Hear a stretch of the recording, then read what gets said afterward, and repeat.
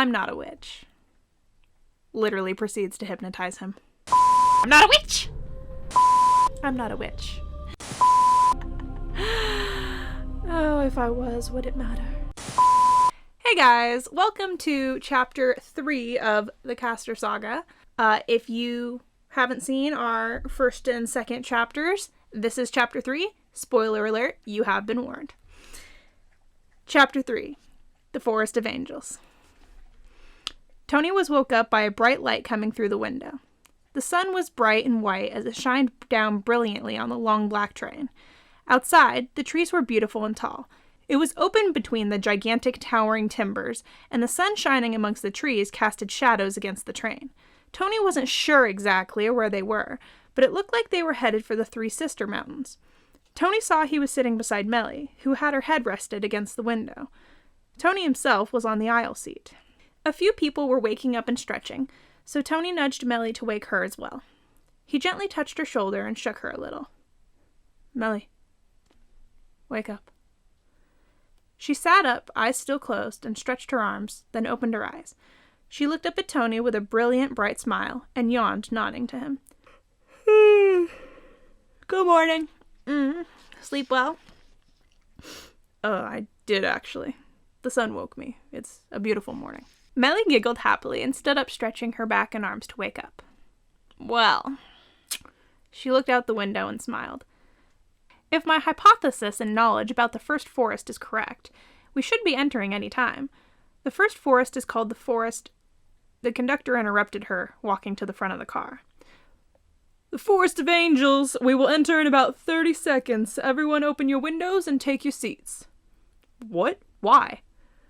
Tony, just try and do what he says, okay? He knows better than any of us what's going to happen. Come on. Tony jumped over onto the seat facing Meli and opened the window before sitting down looking over at her. Meli, what's going to happen? Meli glanced over at him and leaned on her knees, facing his direction as he listened curiously. The first forest is full of angelic spirits who will give us the tools we need to help us through the trials and decide what kind of caster we should be. Don't be fooled, though. While they may seem kind and giving, they want us to drop our guard, so be on it, Tony. Tony nodded and looked out the window as Meli did. All right, entering in 3, 2, 1. Suddenly the train seemed to shift on the tracks and shake a little bit. Then it was steady again. Good luck, children. Don't be afraid. Just be kind. The first test is about gratitude and kindness. Here we go. The young casters all looked out the windows, not knowing what they'd see. All except Meli, that is. She knew exactly what to expect. Tony found that odd, but disregarded it for the moment. They all needed to pay attention. Suddenly, beautiful soft rays of light began to shine all around the train, and some of them even entered the train through the windows. Meli stood looking all around her as the rays of light began turning into human-like forms. The spirits each approached them and showed them a small bag. They were about the size of a small grocery bag, except brown and opaque. Each angel spirit handed a specific caster their bag, then took a cloak of light surrounding them and wrapped it around their shoulders. It would then turn into a dark-colored cloak that transformed all the casters' garments into waterproof, durable, soft clothing. One of the angel spirits approached Tony. It had glowing yellow eyes, white hair, and pale skin. The clothing it wore was all completely white, and it looked as if it were male, but all the creatures looked the same, so no one could really tell. Tony was a little curious, yet cautious, when the spirit approached him. It smiled at him, and then offered him its hand.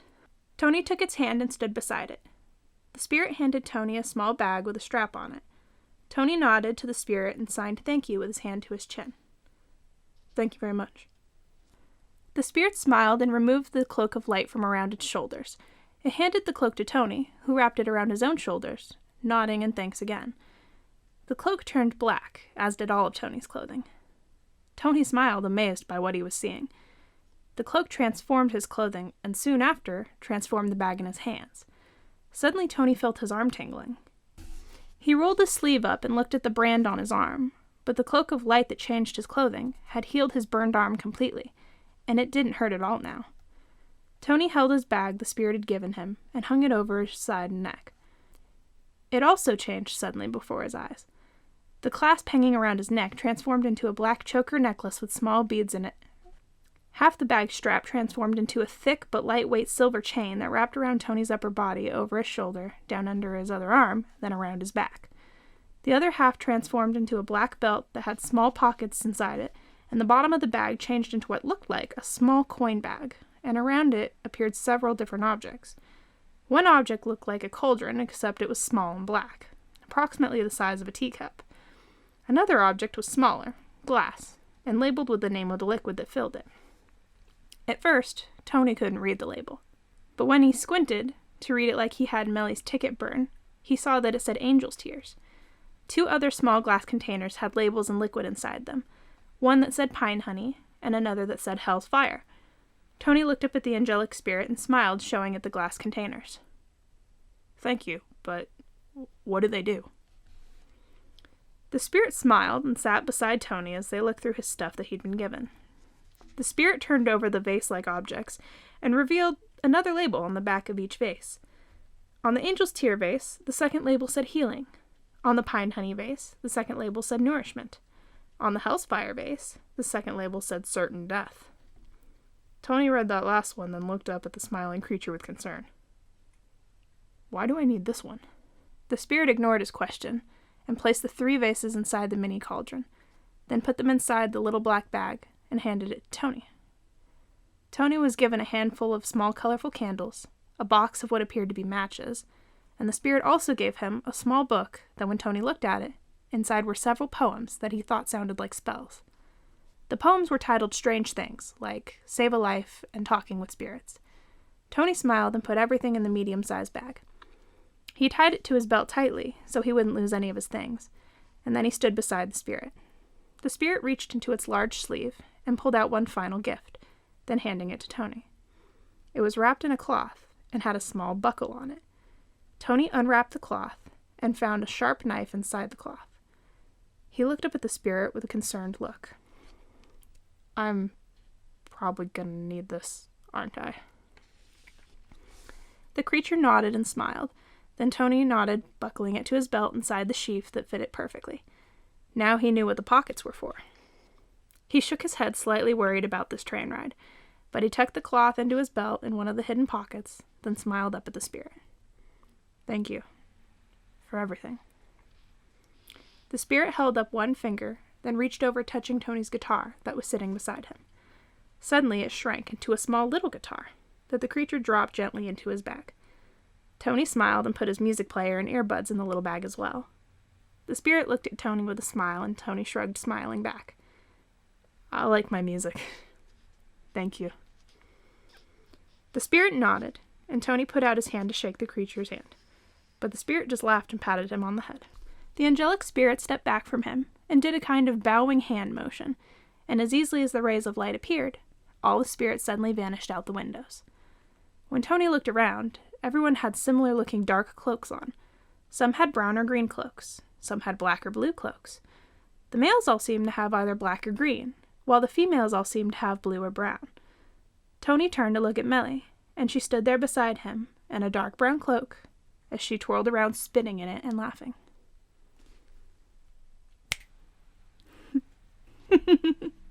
"Oh, how wonderful." She stopped to look at Tony and gasped with surprise before smiling. "Tony, this is wonderful. I can tell you what kind of caster you are." "Really? How?" "By what you're wearing now, and by what the spirits gave you." Everyone was sitting down, enjoying the peace and quiet, looking at their objects. Everyone received different major casting items, but they were also given the same minor things, such as candles, a bag, a cloak, the matches, and then whatever else they got was personality-based and depended on their caster type, which was determined by what color their cloak turned when the cloaks of light touched them. Tony sat down beside Meli, and the tables appeared again, so they could eat and have some food. The most common foods found on the table were bread, cranberries, mashed potatoes, and turkey, the kinds of things you'd find at a Thanksgiving dinner. Most people were too excited to eat, though. Meli smiled as Tony showed her his things. He was amazed by the magical things he'd just seen. "So what am I, Meli?" "You are a shadow caster, Tony. It's why you're wearing black. Male shadow casters on the train wear black, while females wear the dark blue. She gestured around, and Tony saw several women wearing dark navy blue-colored cloaks.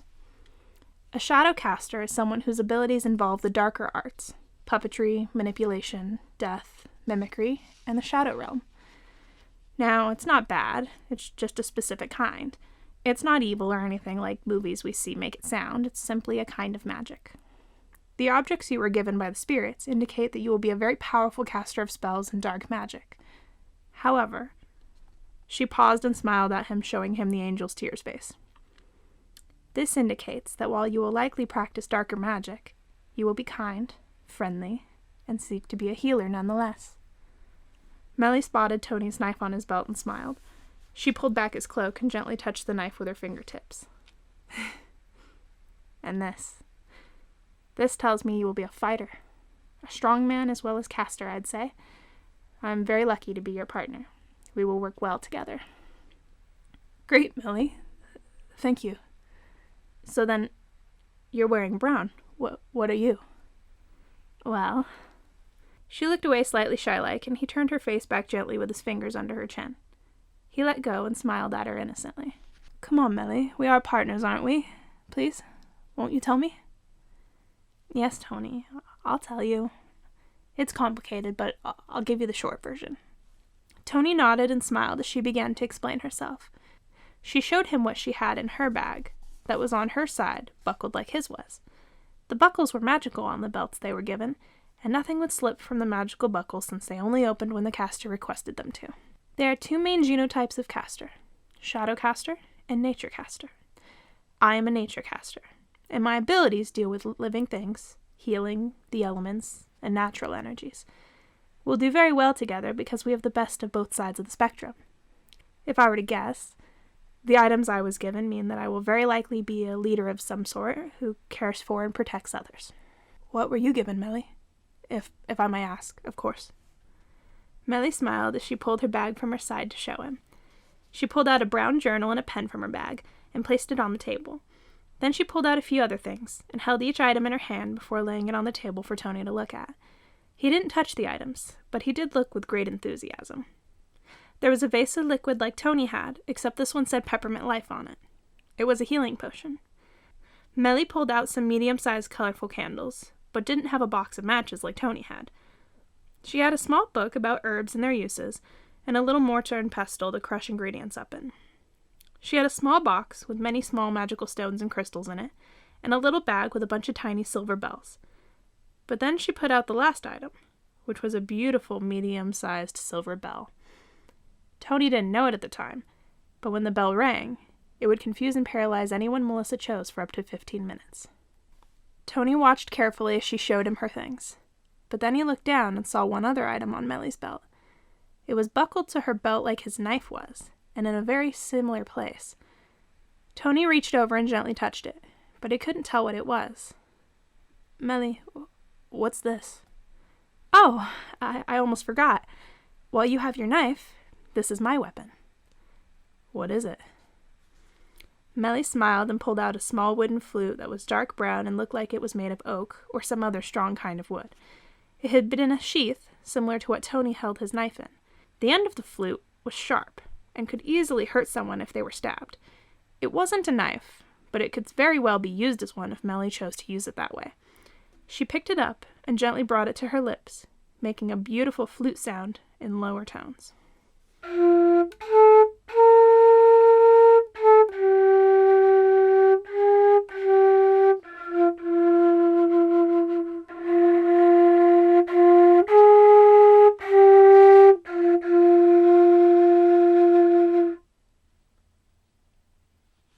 Everyone around them looked over and began swaying back and forth as if they were hypnotized.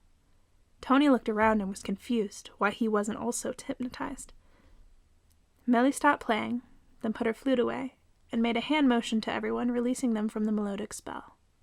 You may resume what you were doing, but without any memory of my tune. Everyone went back to what they were doing as if nothing had happened. Whoa. That was amazing. Thank you. If you let me see your knife, I can tell you its secret. Tony smiled and nodded, then handed Meli the knife, taking it out of the sheath. Meli used both hands looking at the blade carefully and gently. Finally she said something, and Tony was slightly worried about her holding it when she told him what the knife's secret was. One scratch from this knife, and any subject will be rendered poisoned and easily paralyzed. It will only paralyze with a scratch, but if you injure them with a slice or a stab, they will instantly be poisoned. Luckily, the knife cannot injure you in any way, shape, or form, because you're its owner. But still be careful with it, Tony. I don't want you to get hurt on accident. Tony smiled in understanding and took it from her carefully, sliding it back into its sheath strapped on his hip. They picked up their things and put them back into their bags, then buckling them to their sides. They ate when the food was brought, and then dozed a little. They were tired from all the excitement. Tony talked to Meli about what the next forest would be like, and what he should expect. But Meli didn't know much about this forest, like he thought she would. That's when she said something that confused him. Just whatever you do, Tony, stay on the tracks. What do you mean, stay on the tracks? Does the train leave them or something? Because I don't know much about trains, but I've never seen one with wings. He kind of chuckled, but she looked very serious and not at all like she was in a joking mood. What? Does it? No, it doesn't leave the tracks. But let me tell you something. Don't open the window in the next forest. What do you mean? The next forest is called the Forest of Burns. The forest is constantly on fire. If you don't suffocate from the smoke, then the dark spirits will surely try and pull you off the train. What? Each forest is the opposite of the last.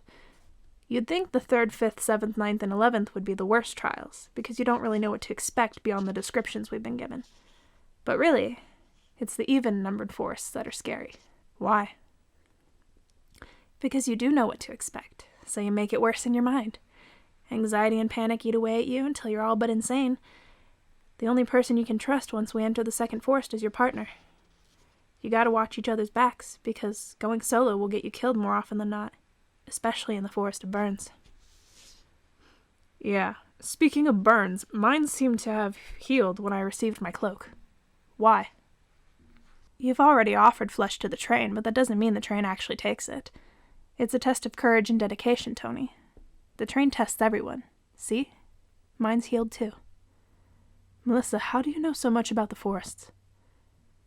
Meli pulled out her book that she had shown him earlier, that she had put in her new bag that the angelic spirits had given her. Like I said, Tony, I did my research. But how? Some people make it out alive, Tony, and those people are always willing to tell the story because it's a really damn good one. But on top of that, I do have a talent for knowing these kinds of things. I can't explain how, I just always know what's going to happen. He smiled as she handed him her book. Then I think I should read up on some of this before tomorrow. Meli nodded and giggled as she wrapped her body in her cloak, then began writing in her brown journal as fast as she possibly could. The tables of food had been placed back, and Meli picked up an apple that sat in a fruit basket on the table and took a bite as she continued scribbling down in her journal. Why are you writing so fast, Meli? Or more so, what you writing? As many rhymes as will help us through the trials. I'm just preparing and memorizing. Tony smiled and nodded, studying her book and each forest description that he could.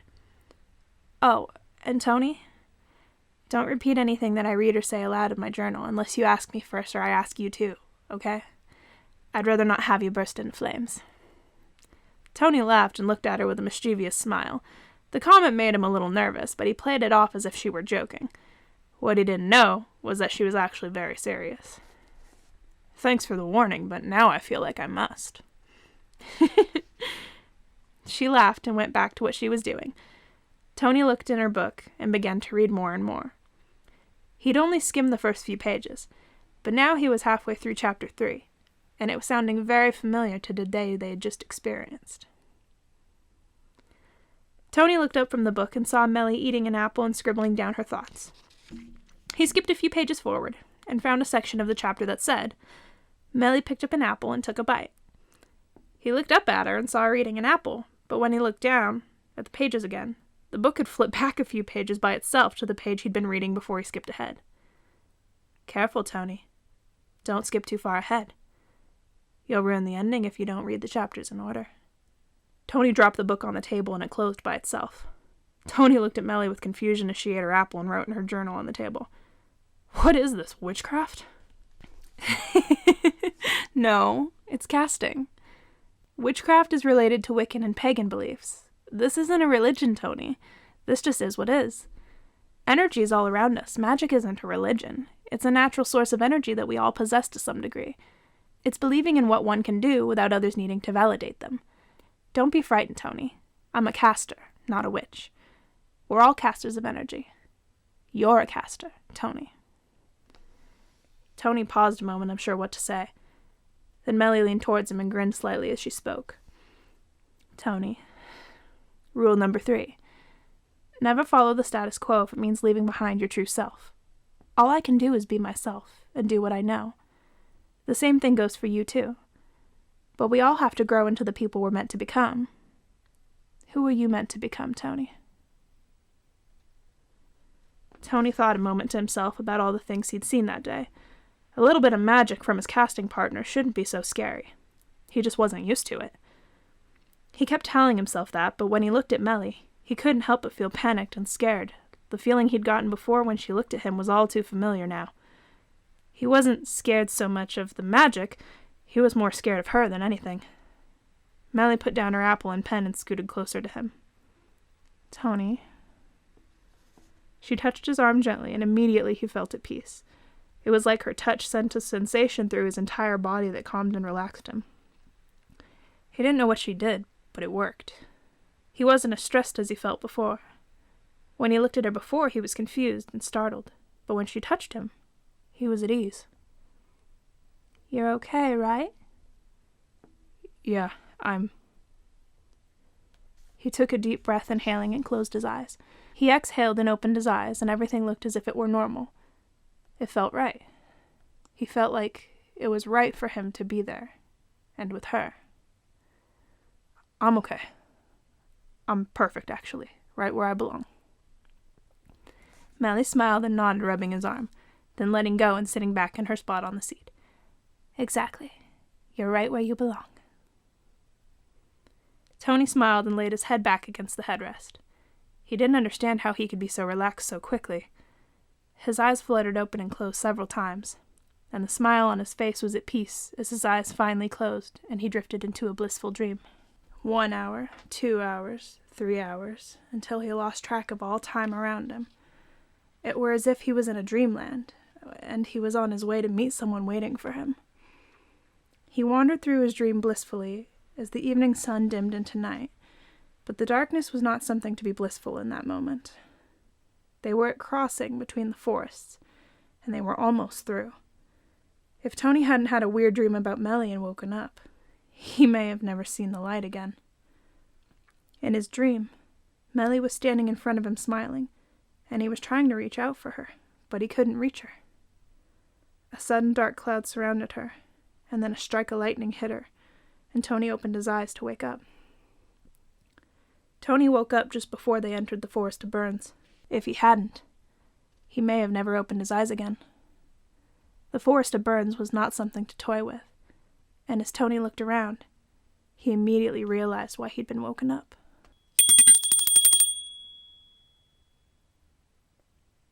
And that concludes Chapter 3.